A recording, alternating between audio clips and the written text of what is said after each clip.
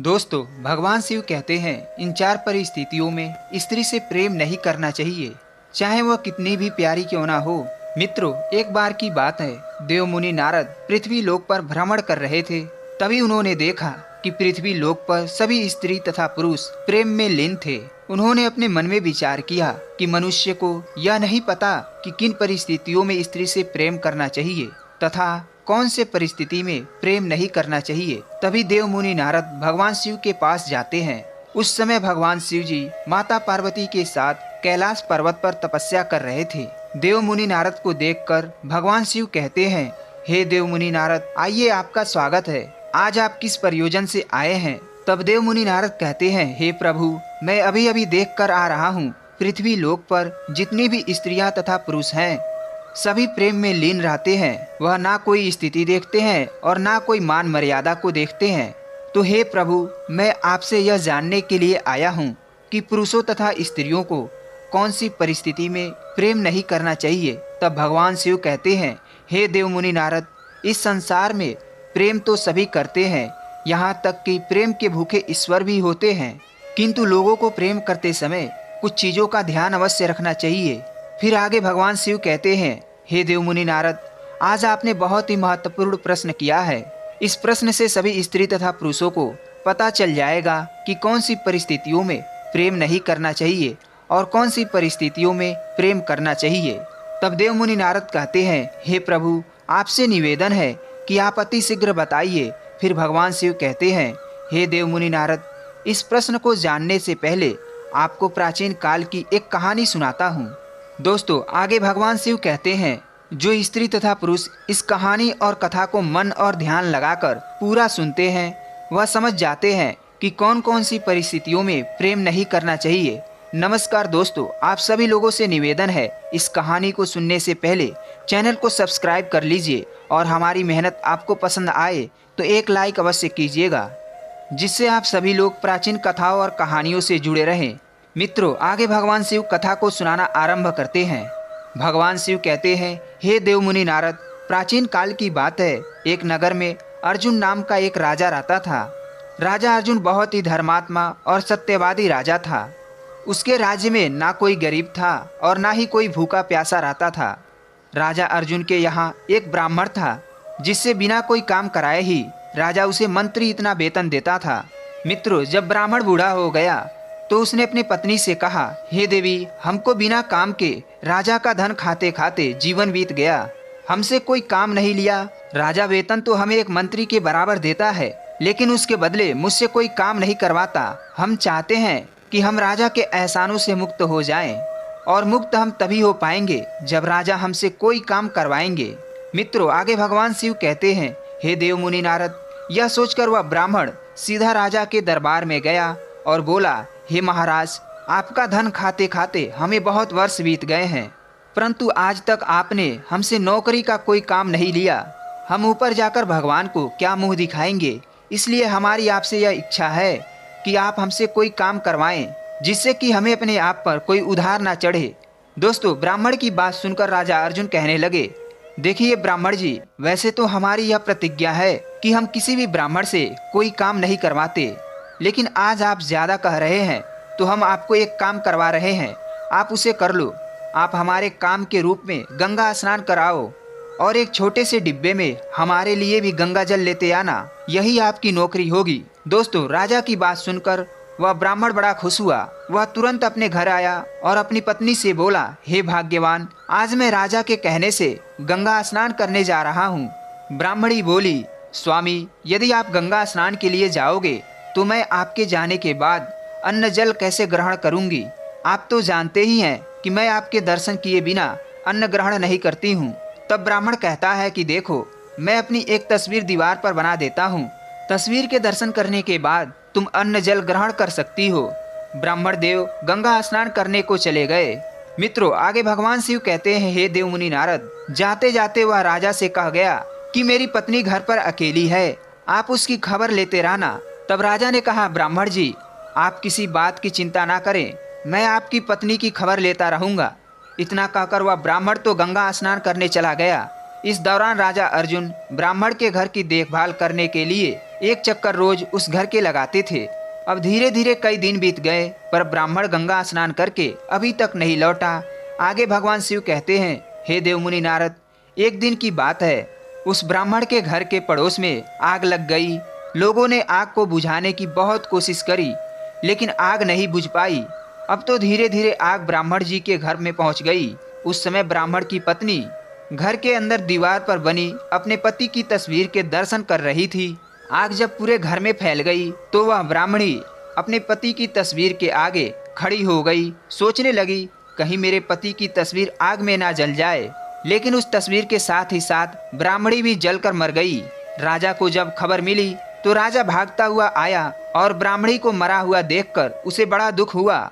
सोचने लगा, यह क्या हो गया, अब वह ब्राह्मण मुझसे पूछेगा तो मैं क्या जवाब दूंगा। मित्रों, आगे भगवान शिव कहते हैं, हे देवमुनि नारद, राजा इसी सोच में बैठा था कि इतना समय बीत गया, अभी तक गंगा स्नान करके ब्राह्मण नहीं लौटा। कुछ दिन बीत गए, तब ब्राह्मण अपने घर को लौटा। जब घर पहुंचा तो उसने देखा घर तो जलकर राख हो गया है और ब्राह्मणी मर चुकी है। तो वह क्रोधित हो उठा और राजा से बोला, महाराज, गंगा स्नान जाते समय मैं आपसे कहकर गया था कि मेरी पत्नी की खबर लेते रहना, लेकिन आपने मेरी पत्नी की खबर नहीं ली, इसीलिए वह आग में जलकर मर गई। मैं तुम्हें श्राप अवश्य दूंगा। दोस्तों, ब्राह्मण देव को क्रोधित देखकर राजा हाथ जोड़कर बोला, हे ब्राह्मण देव, इसमें मेरा कोई दोष नहीं है। मैंने आपकी पत्नी की खबर ली थी, लेकिन आपकी पत्नी दीवार पर बनी हुई तस्वीर को बचाने के लिए घर से बाहर निकली ही नहीं, इसलिए वह जल गई। अब जो होना था वह तो हो गया। आप अपने क्रोध को शांत कीजिए। मैं आपकी पत्नी को जीवित करने का प्रबंध करता हूँ। चाहे कुछ भी हो जाए, आप बस 1 महीने का समय दीजिए। इतना कहकर राजा ने ब्राह्मणी की लाश को तेल में रखवा दिया और कहा कि आप 1 महीने का इंतजार करें। राजा अर्जुन अपना राज्य काज मंत्री के भरोसे छोड़कर अमृत की तलाश में चल दिया। कई दिनों के बाद चलते चलते राजा एक गांव में पहुंचा। वहां एक घर के द्वार पर चबूतरा बना हुआ था। विश्राम करने के लिए राजा उस चबूतरे पर बैठ गया। उस घर में एक बूढ़ी माँ और बहू 2 प्राणी रहते थे। बूढ़ी माँ का बेटा बहुत दिनों से काम के लिए बाहर चला गया था, लेकिन जब से वह गया था तब से घर लौटकर नहीं आया था। मित्रों, आगे भगवान शिव कहते हैं, हे देवमुनि नारद, बूढ़ी माँ का बेटा देखने में एकदम राजा अर्जुन की तरह लगता था। राजा को द्वार पर बैठे देख वह स्त्री अपना पति समझने लगी। उसने अपने सास से कहा, सासू माँ, द्वार पर बैठा व्यक्ति ऐसा लगता है जैसे वह हमारा पति हो। यह सुनकर के बूढ़ी माँ भी दौड़कर घर से बाहर आई और राजा को ही अपना बेटा समझकर उससे लिपट कर रोने लगी। कहने लगी, बेटा, तुम इतने दिनों तक कहाँ थे? तेरी याद करते करते मैं तो बूढ़ी हो गई हूँ और बहू भी दिन रात तेरे बारे में सोचकर व्याकुल रहती थी, पर तूने आज तक हमारी खबर नहीं ली। उस सास और बहू की बातें सुनकर राजा गहरी सोच में पड़ गया कि कैसी बला मेरे गले पड़ गई। मैं तो अमृत की तलाश में निकला था, पर यहाँ किसी मुसीबत में फंस गया हूँ। राजा ने उन्हें समझाया कि देखो, मैं तुम्हारा बेटा नहीं हूँ, तुम्हें धोखा हो रहा है, तुम्हारा बेटा कोई और है। तुम अपने बेटे का कोई तस्वीर मुझे दो, मैं तुम्हारे बेटे को ढूंढ कर लाऊंगा। बूढ़ी माँ कहने लगी, बेटा, मेरा पुत्र 16 वर्ष की उम्र में विवाह करके चला गया था और आज 10 वर्ष हो गए। उसकी पत्नी उसकी चिंता में सूख करके लकड़ी हो गई है, वह अभी तक लौट कर नहीं आया। राजा कहने लगा कि तुम्हारा बेटा किस देश में रहता है, क्या आपको कुछ पता है? बूढ़ी माँ ने जवाब दिया, महाराज, दक्षिण दिशा के राज्य में एक वीर प्रताप नाम का राजा है, जो 1 किलो सोना रोज गरीबों को दान करता है। उस राजा के पास मेरा बेटा नौकरी करता था, भोला उसका नाम है। राजा अर्जुन बूढ़ी माँ और उसकी बहू को दिलासा देकर वहाँ से चले गए कि बहुत जल्द तुम्हारा बेटा तुम्हारे पास आ जाएगा, तुम चिंता ना करो। थोड़ी दूर आगे जाकर राजा अर्जुन ने भगवान श्री कृष्ण को याद किया। तभी उसके समक्ष एक पुष्पक विमान आ गया। दोस्तों, वह पुष्पक विमान देखने में अति सुंदर था। वह ऐसा प्रतीत हो रहा था कि जैसे वह सोने का हो। फिर राजा उस पुष्पक विमान पर सवार होकर अति शीघ्र राजा वीर प्रताप के राज्य में पहुंच गया।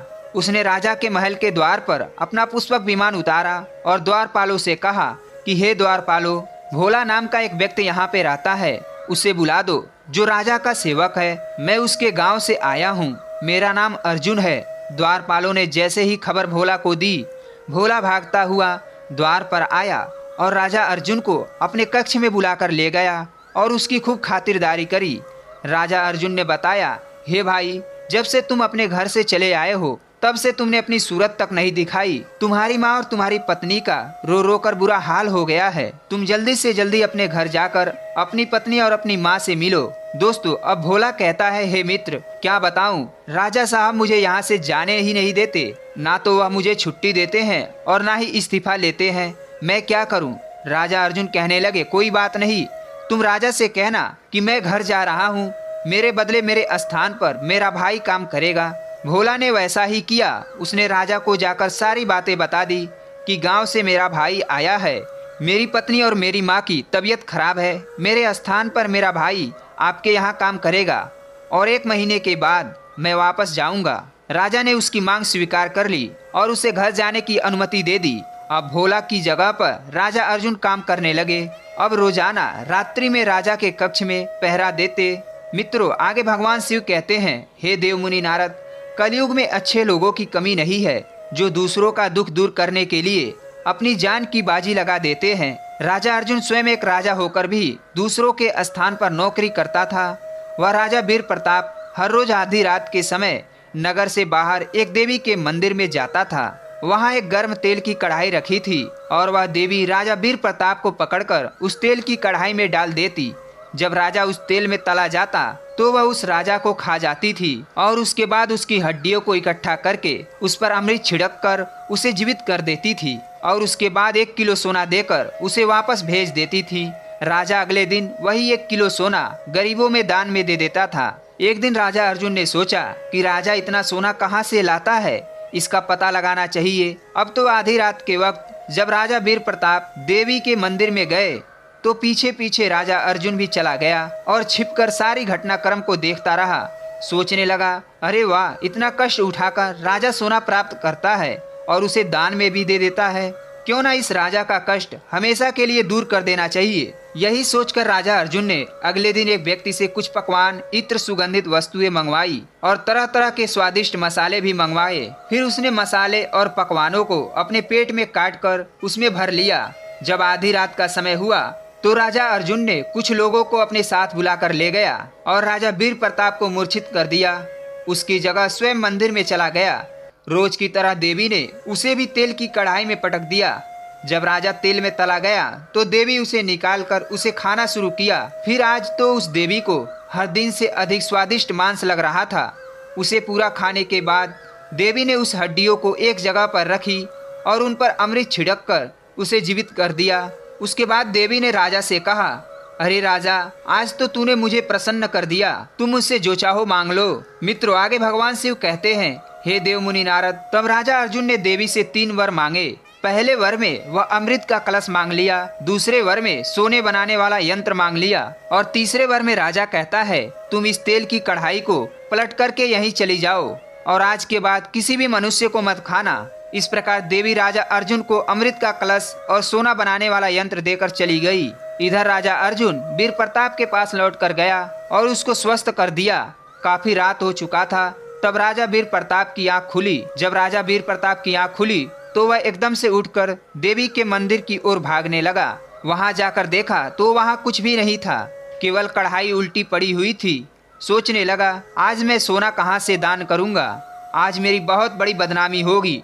लोग कहेंगे कि राजा के पास धन खत्म हो गया। इसी चिंता में राजा वीर प्रताप लौटकर महल में आकर अपने पलंग पर लेट गया। इधर जब सुबह हुई तो राजा के महल के द्वार पर सोना लेने के लिए लोगों की भीड़ जमा हो गई।